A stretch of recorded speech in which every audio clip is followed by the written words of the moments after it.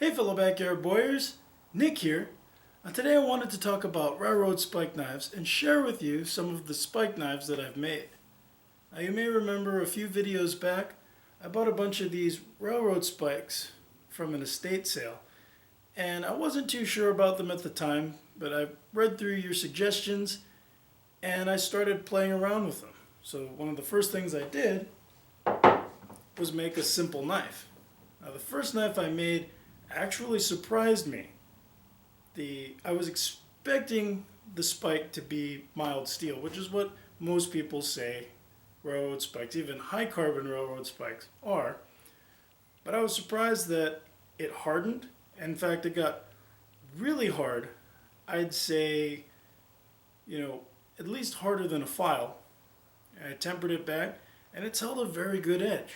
Now, some of the other spikes didn't work quite the same, and it's been a lot of fun to sort of play with them and see how they go.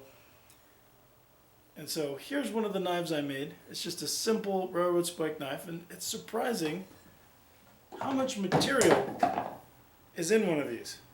I've got a full blade just out of this much steel, which is really cool. And one of the things I'm really looking forward to trying is once I get better at forge welding, there's a whole plethora of things you can make, and some fantastic knives and axes I've seen have forge welded edges or bits in them so that you can make anything from a tomahawk to a cleaver to even swords out of railroad spikes. So I'll show you some of the stuff I've been making and some of the spikes that I have to work with. Now these are the spikes that I picked up at the estate sale. They all have the same markings, HC and then an X, and the same sort of logo here. Now the estate sale I went to, all of the things there belong to a guy who was a collector of railroad memorabilia, and these all appear to be new spikes. I'm not entirely sure how he obtained them. Hopefully it was legally, but considering that they look so new, I'm thinking that he did purchase these legally and they were part of his collection. So knowing that, I may or may not make anything out of these because they're matched, and I kind of want to keep them together as a set. So I went online and I bought some legally obtained old railroad spikes. These are all labeled HC, though the markings differ on each one, and I've noticed that playing around with these, some of them act like mild steel. Some of them act like medium carbon steel. And one I've noticed in particular are all of the spikes I have with this marking on them tend to make really good knives.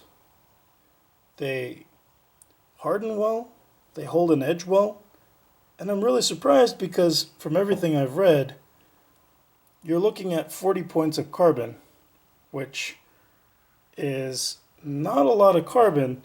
That's still in the upper limits of low carbon steel and the lower limits of medium carbon steel. But you never know. I'd like to know what you guys think, and what I really need to get my hands on is some good hardening or hardness testing equipment. That way I can get a better sense of where my knives are in terms of hardness. I've been using a file to test my hardness, but that really just gives you sort of a ballpark estimate. And, anything below the hardness of a file, it's kind of a mystery. Finally, I just wanted to show you guys some of the railroad spike knives I've made.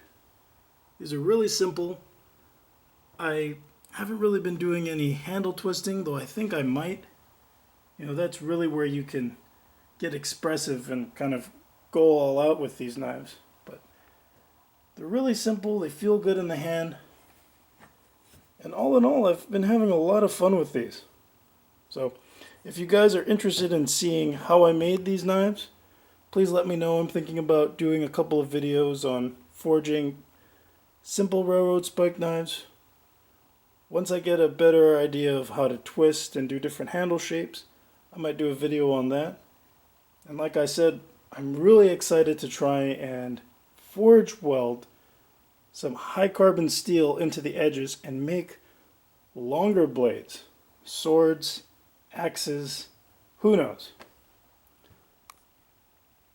So that's it for today. As always, thanks for watching, and I'll see you guys next time. Bye.